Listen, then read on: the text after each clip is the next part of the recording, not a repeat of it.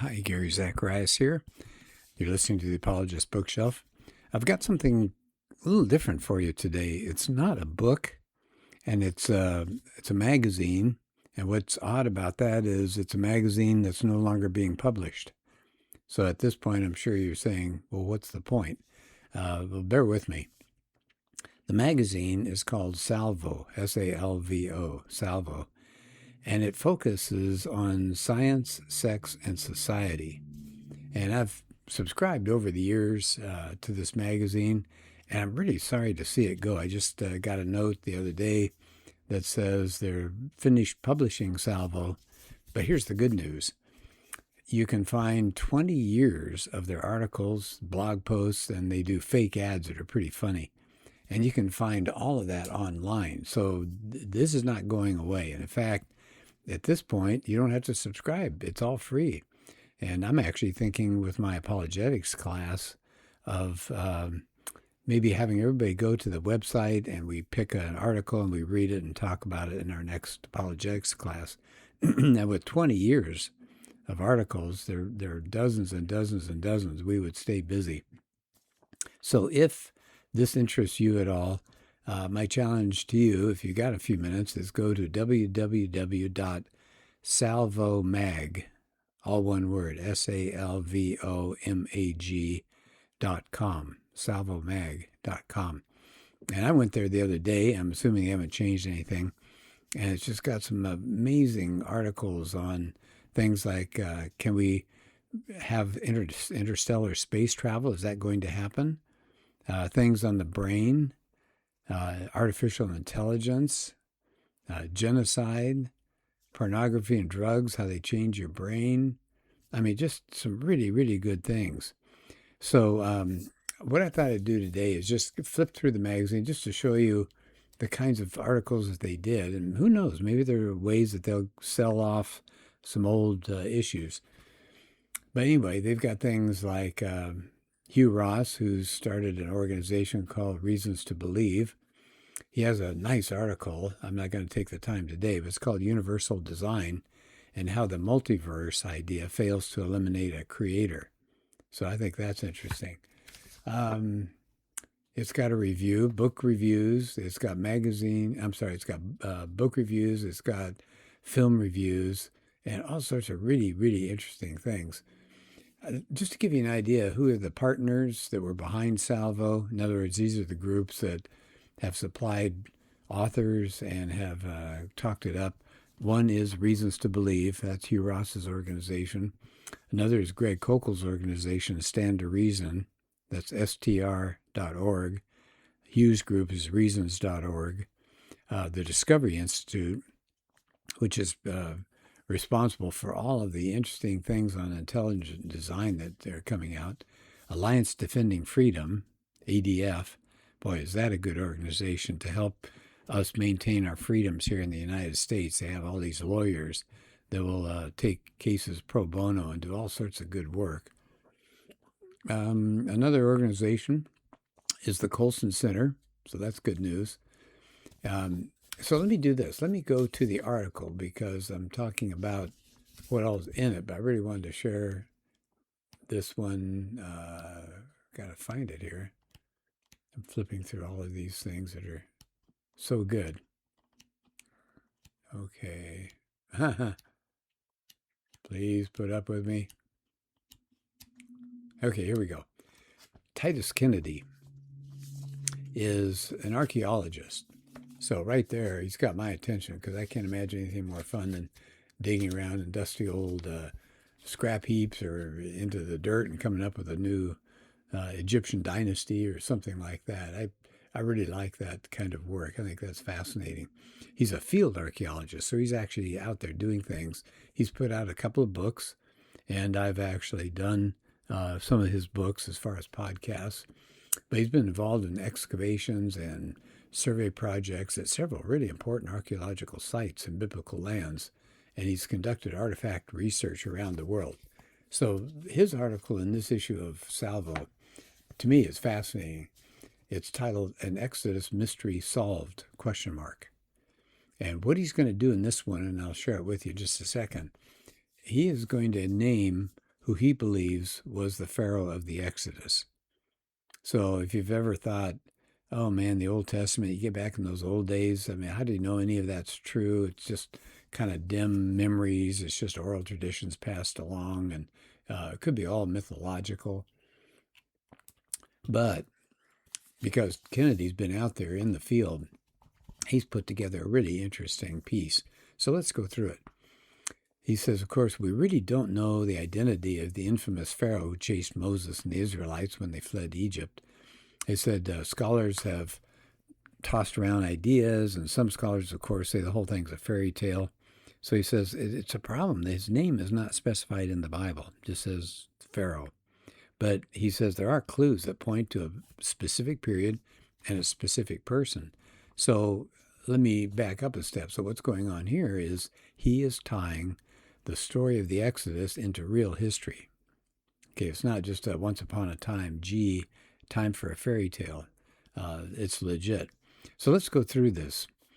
Here's the first clue. Just the title Pharaoh is given, but he said even that is a clue. He said Pharaoh comes from an Egyptian phrase that means great house, and it only came into use for the king of Egypt during the 18th dynasty. So what are we talking about there? That implies that the Exodus and the writings of the story there took place around the 15th century BC or later. And I said that's intentional to not name an enemy ruler. He said you find that in numerous texts of that period.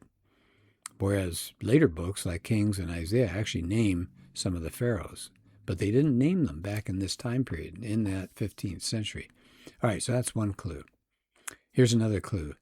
The pharaoh whose reign preceded the Exodus had a really lengthy reign, over 40 years. Now, how do we know that?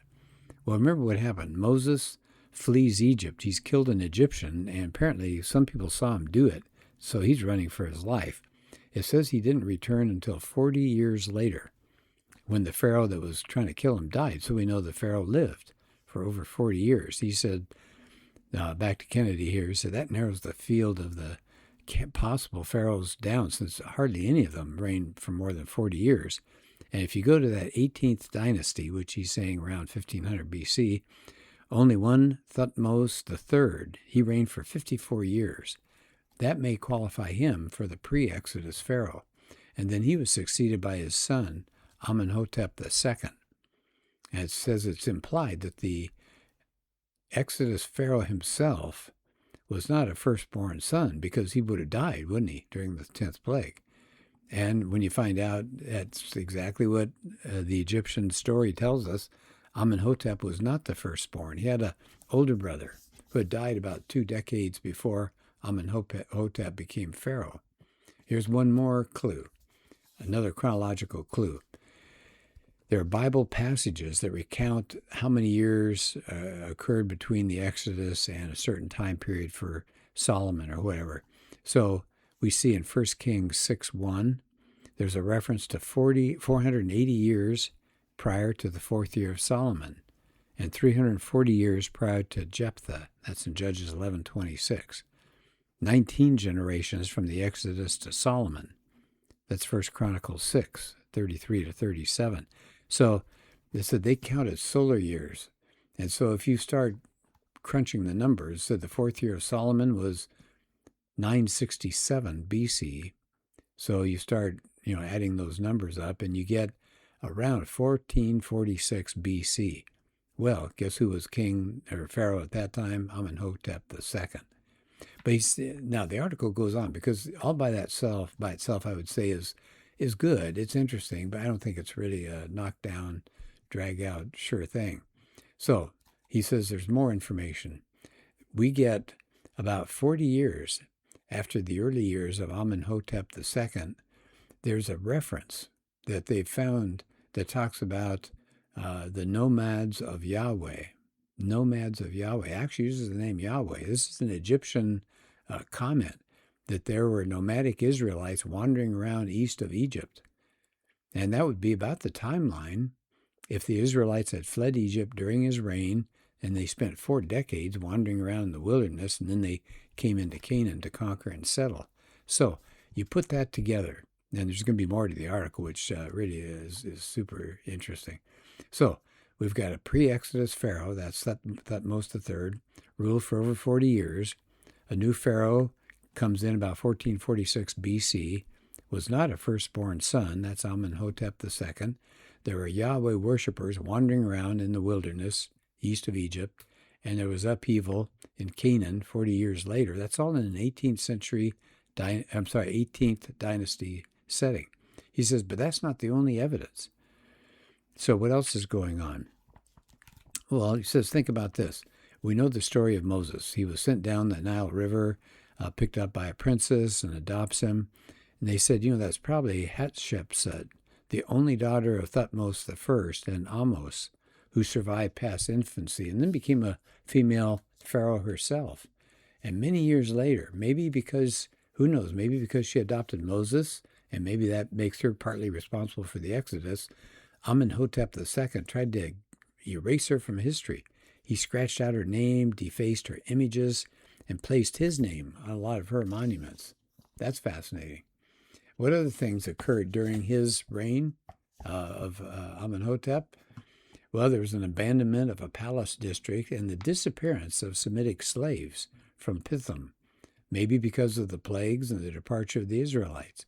It says may have been recorded actually about the chaotic time of the plagues by an Egyptian during the 18th dynasty whose name Ipuwer appears during the reign of Hatshepsut and Thutmose III. Now, I'm giving you a lot of names. I know that's confusing because you don't have the article in front of you, but I followed up on that because I was really curious. Ipuwer. That's a papyrus fragment that we have, and it's a poem that relates the sadness and the chaos that's going on in the land and talking about sickness and the land being stripped of wealth from the people and things like that, which kind of ties in, sounds like maybe some of the plagues and maybe the departure of the Israelites.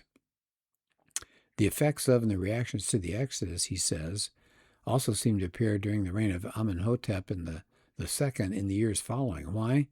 They're not coming up with as many military campaigns as they had. And then they're launching expeditions to go bring slaves and chariots and weapons to Egypt. The dad, Thutmose III, had 17 military campaigns, but Amenhotep II had just one. And then he focused basically on capturing plunder. So he claims that he came back with prisoners and chariots and weapons of war. Why? Well, maybe he was trying to recoup what he'd lost when the Israelites fled, and he lost his army and chariots in the Sea of Reeds. That's interesting. He says for the next century, there's an absence of military campaigns. The Egyptians couldn't even send any troops into Canaan when the Canaanite kings were begging for help. They were being invaded by what they called the Habiru, Habiru, which strongly suggests Hebrews. So here they are, they're coming into the land of Canaan and starting to stomp on the Canaanites, and they're asking Egyptians, hey, can you come over here and help us? And the Egyptians don't. Let's see, something else. Amenhotep, they said if you look at his inscriptions and all, he's boastful and arrogant and brutal. You can just imagine him not allowing the Israelites to go. But I think this is the part that's the most fascinating. It says Pharaoh lost his firstborn son in the story of the Exodus. Now, he would have been the next king of Egypt, of course. And what happened, though, which makes this whole situation unique, the second-born son became Pharaoh after Thutmose the third, Thutmose III. So when he dies, the second-born son becomes Thutmose IV, and he commissions a stele, which is a stone with an inscription on it. He comes up with a made-up story about the god of the Sphinx coming to him in a dream and promising that the kingship would be given to him. So I want you to think about that. We have a pharaoh, and the pharaoh dies. Now, he should have had his firstborn would be in line, but his firstborn, if that's the one that died during the Exodus, then he's got the next son, and that next son is going to be seen as not really legitimate, right? Because the one that should have been there is not there at all. He's dead. And so this Thutmose IV has to come up with this story about the Sphinx promising the kingship would be given to him. In other words, hey, I'm no fake, I'm no outsider. I deserve to rule because I have that dream, and the Sphinx told me I can rule. So it's supposed to be, divine endorsement, and to reassure Egyptians that Thutmose IV was legitimate and that their gods were in control, even though the real crown prince had died as a child. And Kennedy continues, he said, the firstborn child of Amenhotep II was found buried inside the tomb of his father in the Valley of the Kings. So his mummy, along with a jar and burial statutes bearing his name, indicate the young prince was interred in the pharaoh's tomb under special circumstances. So the firstborn son of Pharaoh Amenhotep II died from unknown causes, was against convention, buried in the king's tomb. He should have been buried somewhere else. And his younger brother claimed divine intervention as the reason for later taking the throne. Now, do you find that fascinating? I do. So you've got the old pharaoh dies off, and in comes Amenhotep II. His firstborn, if it is the time of the Exodus, his firstborn dies when the Passover takes place, and the second son has to come up with some kind of a cockamamie story of why he deserves to be the pharaoh. Hey, I had a dream by the Sphinx and the god of the Sphinx, and promised me that I would be a good candidate to be king. So as Kennedy wraps this up, he says, all of this circumstantial evidence, and it is, there's no way we can exactly say, I don't know we'll ever say, but it is circumstantial, pointing to Amenhotep as the pharaoh of the Exodus. But he said one more piece of data from Egyptian history itself might tie this all together. So catch this. There's a man named Manetho. He's an Egyptian priest and a historian. He lived about 4th or 3rd century BC in that time period. He wrote a historical account that has an Egyptian version of the Exodus. I didn't know that. The account has only been passed down in fragments. Oh, wouldn't it be great to see the whole thing? But in the preserved sections that we have, he remarks not only about the exit from Egypt, but also notes that the name of the king at this time was, you ready? Amenhotep. So it says that's the only known Egyptian account from antiquity about the Exodus, and it confirms that same name. So Kennedy, as he wraps up, says all the information combined points to Amenhotep as the infamous pharaoh of the Exodus. Now, if you think Kennedy is just kind of winging all this stuff and just pulling it all out of thin air, he's got, at the end here, notes. He's got 22 different notes of where he got his information, different books and different articles, and it's all legit material, fascinating material. So I would suggest Kennedy. Look at some of his material. Titus Kennedy. And Titus and then Kennedy, Kennedy. So that should give you an idea of the kinds of things that you encounter when you read Salvo. Now, I'm disappointed, like I said. I wish it was still being sent to people's homes. But I'm also grateful that all the articles have been parked online. So if you think this one is interesting, or you want to learn more about AI, or the problems with pornography, or what it means, gender confusion today, what's going on with that, all sorts of areas of technology, this is an excellent source that you could use. So I would highly recommend www.salvomag.com, SALVOMAG.com. So thanks so much for being part of the podcast today. A little different. I'll get back to doing a book next time. Thank you, and have a good day.